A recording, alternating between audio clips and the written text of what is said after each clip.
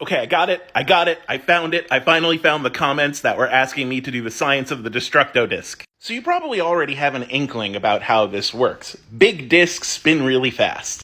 It's essentially a big sharp frisbee, and we see it curve when it's thrown, so we know it's acted on by air resistance the way that a frisbee would. So that's it. Disc of flat key spinning really fast around 1 point, right? Wrong. This has always made me think something else was going on. These little chainsaw-looking things.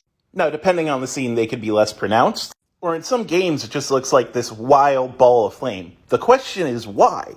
You see stuff like this in a circular saw, and the only reason that this works in a circular saw is because the central point is fixed. If you just threw a circular saw at something, it'd just get embedded on it. So then I started thinking, what is the point of teeth on a saw? The point of teeth on a saw is so that the width of the cut is always wider than the blade itself, so the blade doesn't get stuck due to friction. Now, at the risk of overcomplicating things, that makes me think that the Kienzon is a two-step machine. You have one central blade of key, which is a smooth blade, which is a fixed point. It's being controlled by Krillin actively. And then you have a second chainsaw band of key, which Krillin just spins at a very high velocity. The gyroscopic action of this spinning will allow it to fly straight, like a frisbee.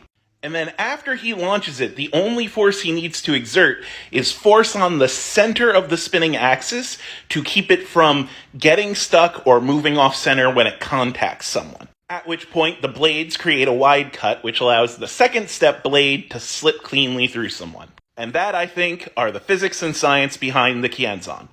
Or it's just a big death frisbee, one or the other.